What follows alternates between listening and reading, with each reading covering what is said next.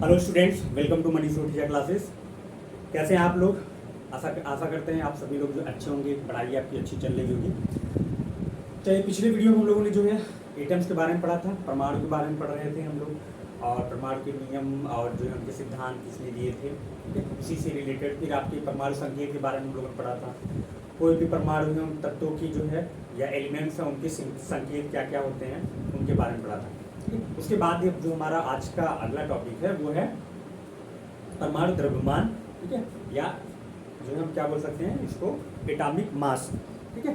देखो परमाणु द्रव्यमान की क्या बात होती है। वैसे अगर हम नॉर्मली देखते हैं तो हमने स्टार्टिंग में इकाई में पढ़ा होगा कि द्रव्यमान, या आपने पिछली क्लासेस में भी पढ़ा होगा, काफ़ी लोगों ने इसके बारे में देखा होगा कि हर कोई चीज़ जो है उनकी इकाई क्या होती है, ठीक है। या हमारी जो बेसिक इकाई है, फंडामेंटल यूनिट जो होते हैं हमारे साथ होते हैं, तो उसी फंडामेंटल यूनिट्स में भी आपने एक पढ़ा होगा कि द्रव्यमान, ठीक है। तो द्रव्यमान की जो नॉर्मल इकाई है उसको हम क्या बोलते हैं, किलोग्राम में, ठीक है। जैसे कोई भी वस्तु आप खरीदते हो तो उसके वेट के आधार पर कहते हो भाई हमको 1 kg चाहिए, या जो है 500 ग्राम चाहिए, 100 ग्राम, हाँ 200 ग्राम, 300 ग्राम, ठीक है, आप लेते रहते हो। तो वो क्या होता है, वो द्रव्यमान होता है, यानी हम उस वस्तु को उसके द्रव्यमान के बेस से हम खरीदते हैं, या उसका कितना भार है उसके बेस से हम खरीदते हैं, ठीक है। सेम उसी तरह से किसी भी परमाणु के द्रव्यमान की बात होती है, तो उस नॉर्मल अगर देखें तो उस द्रव्यमान उस परमाणु का भार कितना होता है, हम उसको कैसे मेजर करते हैं, और उसके लिए कौन कौन सी यूनिट बनाएगी जिसके आधार पे किसी भी परमाणु के द्रव्यमान को हम आसानी से माप सकते हैं, उसी को जो है द्रव्यमान के बेस में माना गया। जैसे कि अभी जॉन डाल्टन ने बताया कि जो है इन्होंने हमारे परमाणु के बारे में रिसर्च की, उन्होंने बताया कि जो है द्रव्यमान संरक्षण का नियम, और दूसरा बताया स्थिर अनुपात का नियम।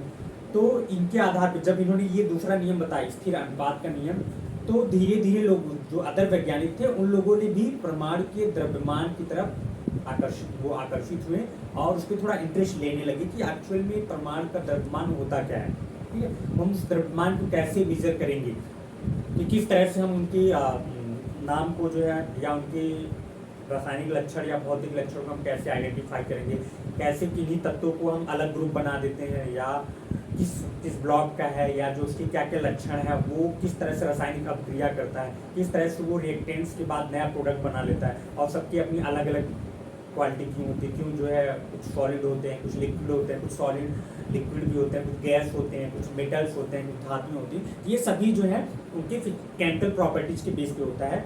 तो क्योंकि इन्होंने बताया कि हर तत्व जो होते हैं उनमें उनके या जो भी यौगिक हैं उन यौगिक में एक निश्चित अनुपात में जो है सभी तत्व मिले होते हैं, इस तरह से यौगिक बन जाता है, कोई कंपाउंड बन जाता है। तो उसी को समझने के लोग भाई कितना कितना अमाउंट हम किसी भी परमाणु को मिला दें कि हमारा एक यौगिक बन जाता है, तो उसके लिए एक टर्म्स यूज किया गया, परमाणु द्रव्यमान। तो बच्चों आज हम लोग जो है परमाणु द्रव्यमान के बारे में ही देखेंगे कि द्रव्यमान क्या चीज़ है, ठीक है। परमाणु द्रव्यमान,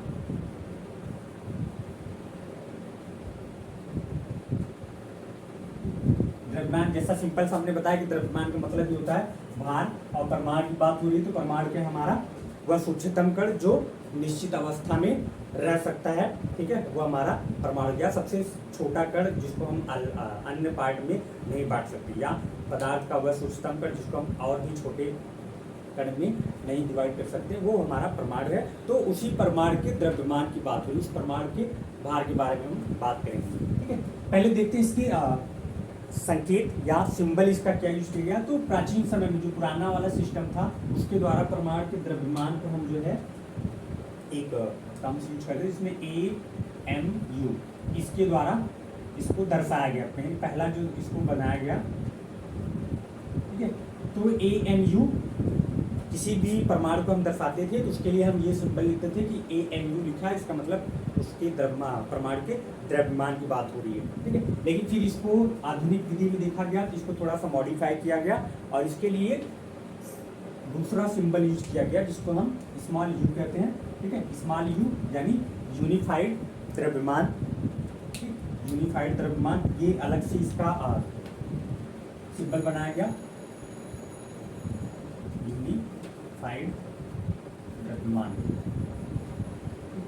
ये क्या है कि एक संस्था बनाएगी जिसके अंतर्गत हम किसी भी केमिकल्स के जो कंपाउंड्स बन रहे हैं, ठीक है, उनके नाम हम कैसे करें, उनका नामकरण कैसे कैसे करते हैं, या कोई भी तत्व है उनका हम सिंबल कैसे यूज करें। जैसे कि डाल्टन ने बताया कि स्टार्टिंग में कुछ जो एलिमेंट्स हैं उनके कुछ को सर्किल बना दिए, कुछ को कलर के बेस में, कुछ आकार के बेस पे उसको उन्होंने बता दिया कि इस तत्व अगर ये सिंबल बना है तो आप इस तत्व को करेंगे। गोला बना दिया तो कोई अलग तत्व हो गया, ऑक्सीजन के लिए हमने एक गोला सर्किल बना दिया, ठीक है, उसमें एक प्लस बना दिया तो कोई अलग एलिमेंट हो गया, ठीक है। इसके बारे में हम लोग पढ़ चुके हैं, डिस्क्रिप्शन में पिछले वीडियो को भी आप देख सकते हो कि किस तरह से उन्होंने सिंबल को बनाया था। तो यूनिफाइड द्रव्यमान के लिए तो इसके लिए एक संस्था थी जिसका नाम है IUPAC नेम। आपने आप जो है अभी आगे की क्लासेस में आप जब देखोगे, ठीक है, अगर इंटर का कोई स्टूडेंट देख रहा है या उससे ऊपर क्लासेस वाले देख रहे होंगे तो उसको जो है इसके बारे में जानते हैं, IUPAC नेम, ठीक है। इसी के द्वारा हम किसी भी कंपाउंड्स का जो है नाम हम रखते हैं, नामकरण करने का जो है ये सिस्टम है IUPAC, international union of pure applied chemistry, ठीक है, international union of pure applied chemistry. इसके अंतर्गत हम किसी भी जो कंपाउंड्स बन रहे हैं उनका हम नामकरण करते हैं, ठीक है। तो आधुनिक विधि में जब हम परमाणु द्रव्यमान के सिंबल की बात करते हैं तो उसके लिए हम स्मॉल u का यूज करते हैं, और जिसके आधार पर हम बताते हैं कि ये द्रव्यमान का संख्या, यानी द्रव्यमान को जैसे आप 1 किलो के लिए क्या लिखते हो, kg लिख देते हो, 1 किलोग्राम। उसी तरह से हम जब परमाणु द्रव्यमान की बात करते हैं तो हम उसको स्मॉल u से दर्शाते हैं, ठीक है। ये आधुनिक विधि के द्वारा बताया गया।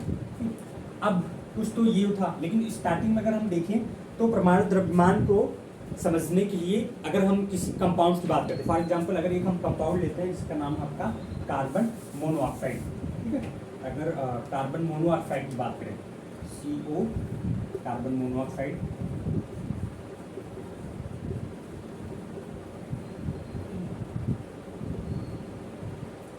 इसमें हम देखते हैं कि कार्बन मोनोऑक्साइड में 3 ग्राम हमारा क्या होता है, कार्बन होता है, ठीक है, और जो है 4 ग्राम क्या होता है हमारा ऑक्सीजन होता है, ऑक्सीजन, ठीक है। अब ये दोनों, इन दोनों के संयोजन से ही हमारा क्या बन रहा है, कार्बन मोनोऑक्साइड। मतलब 3 ग्राम जो हमारा कार्बन और जो है 4 ग्राम ऑक्सीजन ये आपस में मिल जा रहे हैं तो कार्बन मोनोऑक्साइड बन जाता है।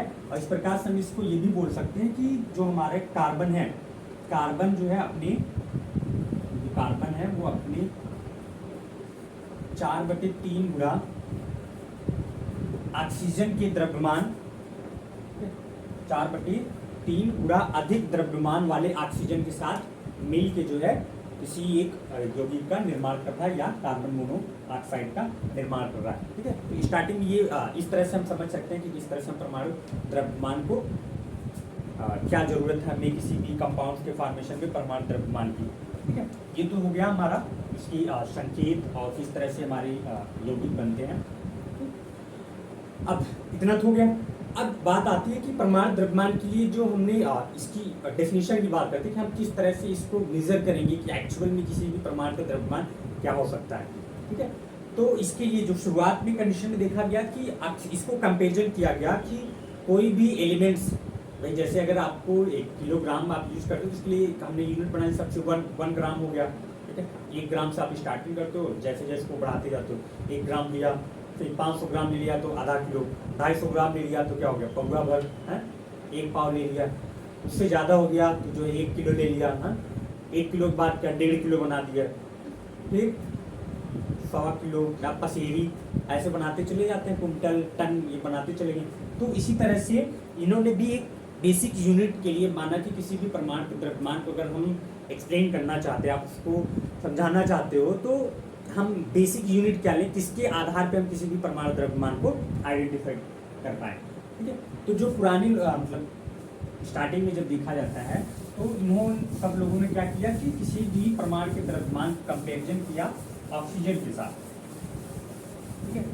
ऑक्सीजन जो हमारे वायुमंडल में कितनी परसेंटेज पाई जाती है, 21%। नाइट्रोजन क्यों, हाँ 78%, ठीक है। नाइट्रोजन 78%। नाइट्रोजन को हम जो है एक गुड सॉल्वेंट भी कह सकते हैं एयर का, ठीक है, विलायक, जो कि हमारी एयर में अगर देखें तो नाइट्रोजन सारी गैसेस को मिलाने का भी काम करता है, ठीक है।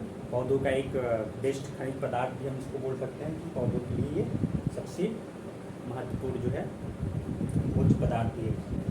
तो अब देखते हैं, देखिए ऑक्सीजन के द्रव्यमान से बात करें, यानी जब इसका यूनिट की बात आई तो परमाणु द्रव्यमान को जो है 1/16, ठीक है, 1/16वां भाग जो है ऑक्सीजन से इसको कंपेरिजन किया गया। 1/16 इकाई जो होगा वो ऑक्सीजन का 1/16 भाग 1/16 इकाई ऑक्सीजन का जो कंपेरिजन किया जाएगा, ठीक है, ऑक्सीजन का ही जो भाग होगा वो क्या होगा, हमारा परमाणु द्रव्यमान होगा, ठीक है, ऑक्सीजन के साथ, मतलब ऑक्सीजन का 1/16 भाग होगा वो हमारा क्या है, परमाणु द्रव्यमान कहलाएगा। ठीक, इसके बाद इसको जो है चेंज किया गया, और ऑक्सीजन को क्यों लिया गया ये भी एक मेन रीजन है कि जो ऑक्सीजन है वो किसी भी अभिक्रिया में आसानी से जो है भाग लेता है, ठीक है, ऑक्सीजन जो है किसी भी तत्वों से आसानी से अभिक्रिया भी कर लेता है, इसलिए ऑक्सीजन को ये बताया गया कि ऑक्सीजन से अगर हम कंपेरिजन करें तो हम किसी भी परमाणु द्रव्यमान की एक बेसिक इकाई बना सकते हैं, एक यूनिट बना सकते हैं कि हाँ किसी भी तत्व की जो परमाणु द्रव्यमान होगा वो कितना होगा, ठीक है। लेकिन फिर बाद में इसमें थोड़ा सा मॉडिफिकेशन हुआ, अब जो है अभी ऑक्सीजन के साथ हम कर रहे थे, अब 1/16वां भाग जो है हम कार्बन के साथ इसका कंपेरिजन करते हैं, ठीक है। तो 1/16 भाग जो होगा कार्बन का वो क्या होगा, हमारा परमाणु द्रव्यमान, परमाणु द्रव्यमान,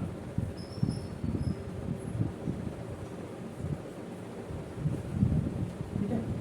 तो ये हमारी परमाणु द्रव्यमान की बात हो गई।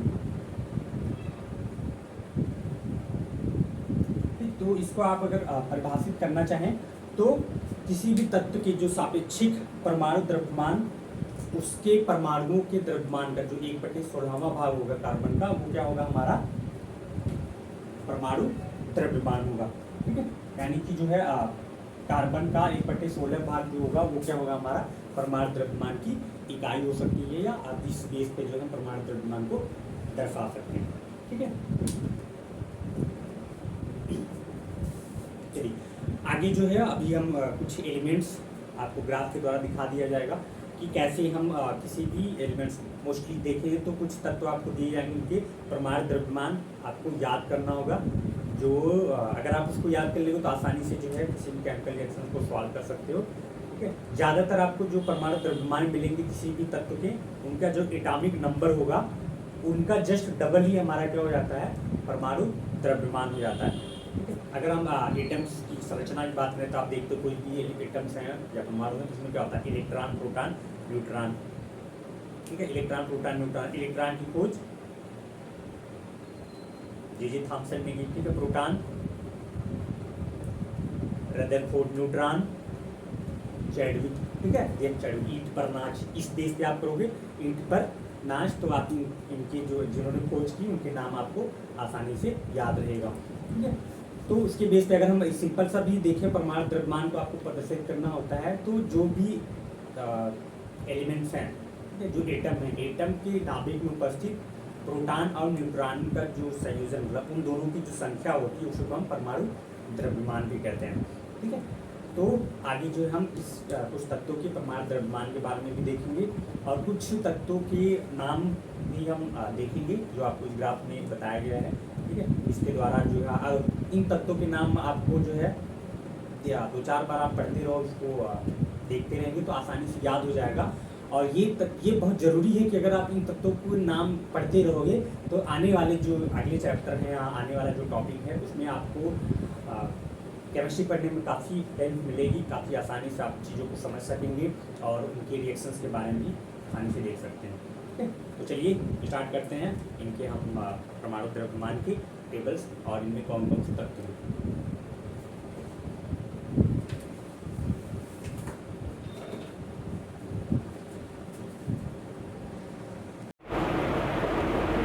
यहाँ पर आप देख सकते हैं कि कुछ हमारे तत्वों के नाम दिए गए हैं। जैसे पहला आपका हाइड्रोजन, तो हाइड्रोजन के लिए जो संकेत यहाँ पे तत्वों के नाम संकेत भी दिए गए हैं आपको, ठीक है। तो उसके बारे में आप देखते रहिए, पढ़ते रहिए, जो है आपको आसानी से इन सारी चीज़ों के बारे में आप समझ जाएंगे, याद भी हो जाएगा सारे नाम। ठीक है बच्चों, तो पहला जो हमारा है हाइड्रोजन। ठीक है, जैसे आप यहाँ हाइड्रोजन देख रहे हो तो हाइड्रोजन का क्या है, कैपिटल H, फर्स्ट लेटर जो है आपका कैपिटल है तो H इसका जो है संकेत हो गया। दूसरा आपका कार्बन, कार्बन को हम C से प्रदर्शित करते हैं। Next fluorine, fluorine for F, nitrogen N, phosphorus के लिए P, सल्फ़र के लिए S, एल्युमिनियम के लिए Al, आर्गन के लिए आपका Ag, एम्ब्रोमीन इसके लिए Br, calcium Ca, chlorine Cl, cobalt Co, helium He, magnesium Mg, neon Ne, silicon Si। ठीक है, तो ये सब क्या तत्व हैं, ये कुछ आपके इंपॉर्टेंट तत्व हैं। अभी तो आगे और भी सारे तत्व हैं जिनके बारे में हम लोग आगे की क्लास में भी पढ़ेंगे। ठीक है, लेकिन अभी आपको जो है 9th क्लास के लिए अगर इन चीज़ों को आप देखते हो, सिर्फ 9th के लिए नहीं, 6 से लेके 8 तक के और 9 तक के 10 तक के जितने भी बच्चे हैं उन सब के लिए ये जो एलिमेंट्स हैं इनके नाम जो है आपको आसानी से याद होने चाहिए। अगर आप 2-4 बार इसको पढ़ते हो तो इन सारे तत्वों के नाम आपको आसानी से याद भी हो जाएंगे और आप इसे कहीं से भी, क्योंकि जब भी हम रिएक्शन देखते हैं तो इनको हम सिर्फ सिंबल लिखते हैं, पूरे नाम इनके नहीं लिखे जाते हैं। कुछ तत्व ऐसे भी हैं जिनके नाम थोड़ा सा चेंज हैं। ठीक है, इनमें जैसे सोडियम, सोडियम ये जो है अपना लैटिन नेम से लिया गया है जिसका नाम है नाइट्रियम, तो इसके लिए जो संकेत है Na इस्तेमाल किया गया है। सेम आपका कॉपर, कॉपर को हम लैटिन नेम में जो है क्यूप्रस, इसका जो सिंबल है वो Cu। आयरन, आयरन को फेरम कहा जाता है, Fe से प्रदर्शित किया जाता है।